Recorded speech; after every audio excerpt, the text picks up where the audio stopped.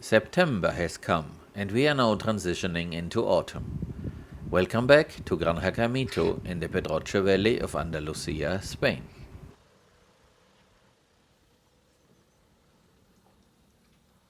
We have painted those tanks, those older IBC tanks, blue in order to avoid the sunlight help to produce algae inside. Because now, with those blue tanks that are shielded from the sun, we can use them for irrigation and also for the animal waterers in different places. Those tanks are being sold here as used tanks for small money. I guess it's something below 100 euro. And we can make use them by fixing a few defects that they have. And of course they're not food grade anymore. And it's a very helpful tool to use. Next thing is we will use our welding machine to make some stands for them so that we can put them a little bit on, a little bit higher and use gravity to feed drip irrigation or a low pressure animal waterer.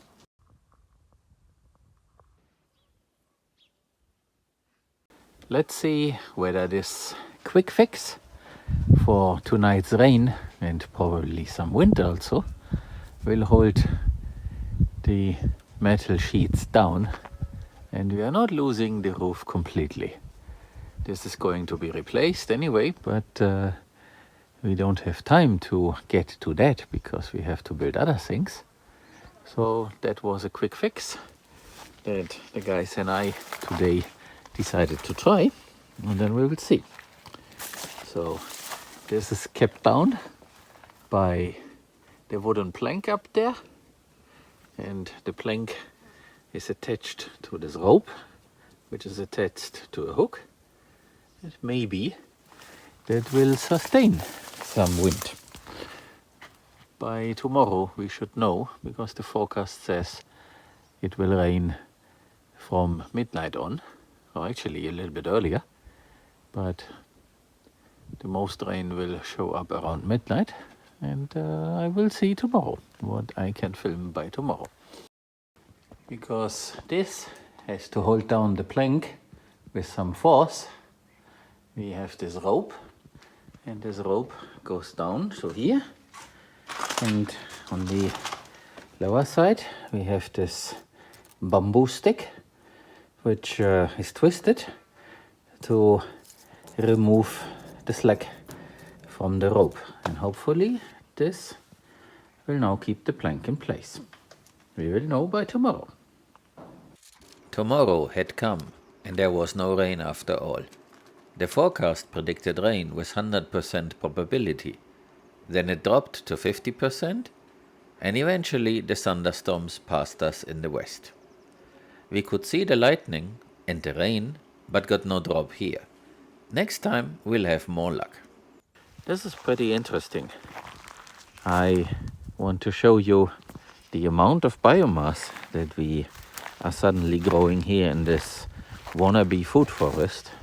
So here is one of the acacia trees to fix nitrogen, and all around over here lots of pioneer volunteer species have grown, but there's also the vetiver, and the vetiver this time is a lot taller than it used to be.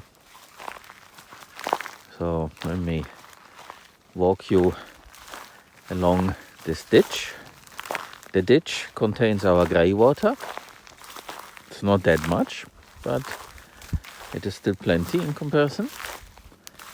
And the vetiver that really caught my attention, which is why I started to film this, is the one here.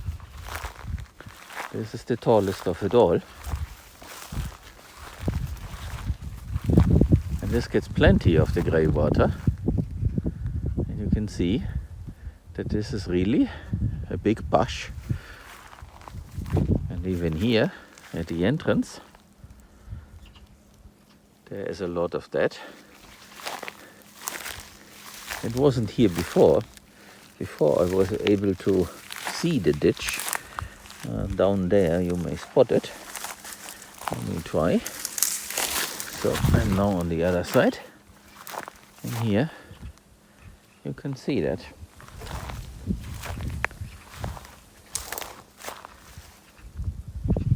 And here is a little hill, let's call it like that. I can climb up on it, but that vetiver is really sitting down there in the ditch. So those are leaves that are, yeah, I would say at least 1.50 m or even 2 meters long. So that's just perfect. The intention is, now that we are entering autumn, to cut this and use it as mulch all over the place around the trees, so that there's additional food for the trees. And I'm here, I can also show you this one here. It has established itself. There is the offspring of this tree. And the tomato plants are there, but of course this is not going to be a pretty harvest. We started this way too late, but it doesn't really matter, because we are not in production mode for this. So a few tomatoes we will definitely have. There are tomatoes, and they will certainly ripen in time before it gets too cool and frost comes, which is very, very late. So there's absolutely no problem in that. And the vetiver that we planted is also mostly sprouted. And when the tomatoes are gone in spring, we will plant more of the vetiver here. We provided the horses a little bit more straw. This might be the very last time that we have to do this. There is a forecast of rain, and hopefully today, unlike yesterday, it will rain. And this area then will get green very quickly. At least that's the hope. I am seeing a lot of manure on the ground. This should then all be incorporated into the ground. And as I can see that over time, we definitely have to take the horses into the same rotation, so they are not always here in this zone B, as we call it, so that the manure also can do good in other areas. Well, once again the thunderstorms came and passed by us further to the west. We got no rain, but it will come. We will take out the sheep over winter, because once we turn this area into the pig paradise that we are planning, then their movement will be very restricted and there won't be enough food, and also they basically get in the way. So we will put them in the freezer.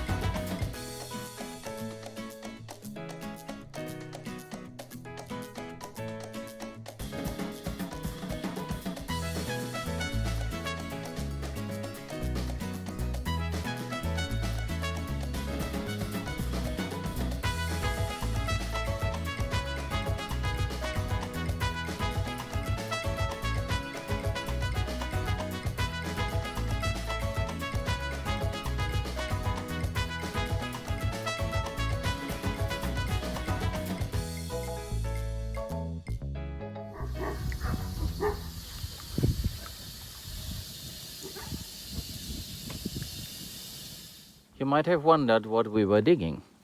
This is the place where we had buried a lot of stones in order to use this as a drainage area for our grey water.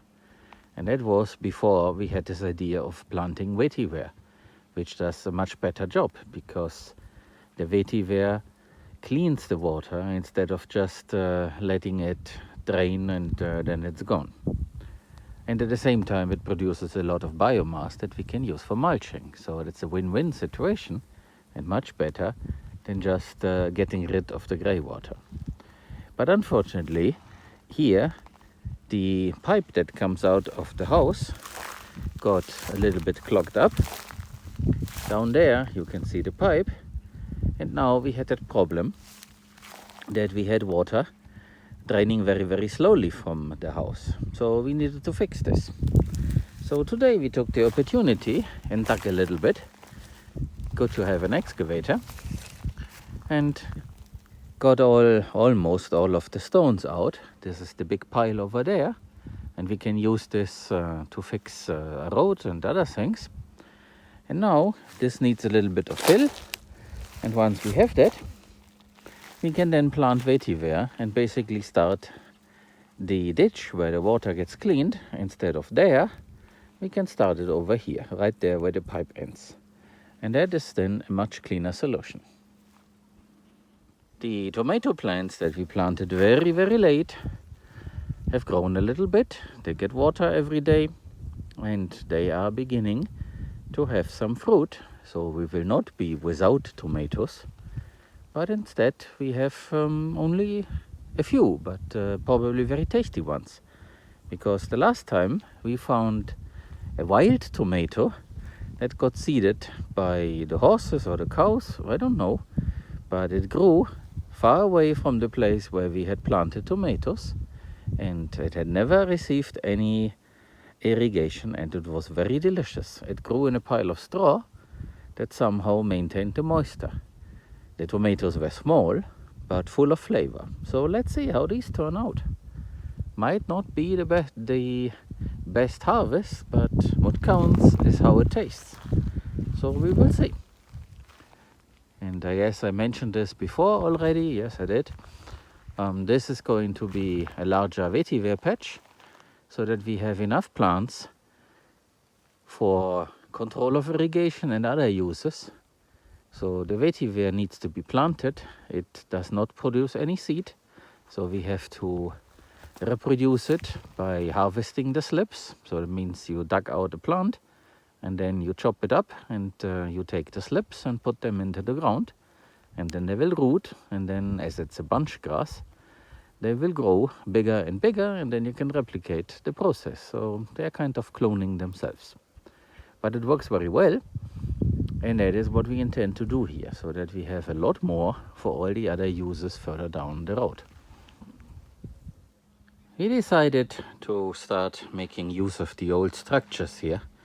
They are slated for demolition, but this will come in later when we build something else here. Probably we will have an on-farm slaughter house. Of course, that requires permits, and it's much further down the line, and we need to get a lot of other things going, but at least that is the purpose of this area, which is why we are building this cattle sorting facility there. And we take into account that we will demolish all of this because there is no good use for us, and the structures are not very stable. This was built a long time ago, and the stuff behind there, the red blocks, that was built very, very, very cheap by the previous owner. The oven that you see there, that was built by the people in 1980 that actually lived here, but the previous owner just wanted to run a few pigs for his restaurant. Good idea, but he wanted to do this on the cheap, so the stuff did not last. So all this garbage and other stuff finally gets thrown out, and we will make use of this old house. In Spanish they call this a cortijo. It has very thick walls, but there's no modern infrastructure in it. and it's all closed up. It has 2 stories, so there used to be bedrooms up there for workers. And if I go in here, we use it also as storage a little bit, but we have moved our Kanban board for the daily tasks here. So this is Monday to Friday in Spanish, obviously. So the guys have this at their disposal. And in this room, basically, we have an obaya room, as this is called in Japanese, where the Kanban idea was developed. And as you can see, there is a lot more space to hang cards using magnets. And here we have a short-term plan. So this one here, tareas para hacer ahora, means tasks that are slated to be done now. Of course, now depends on abilities. So the guys will pick cards from here and then move them into the other room and plan their week. So basically my job is to tell them what I would like to see happening, and then they pick it or give me some feedback or say we can't do this because we don't have the material, or we know the machine, or whatever. So then we talk about this. The thing in front means water in the compound. So those are tasks that are related to the things that we need to do to have water in the compound. This is one of the loose ends, and it needs some excavation and burying the pipe and all that. This is pastoreo, means grazing.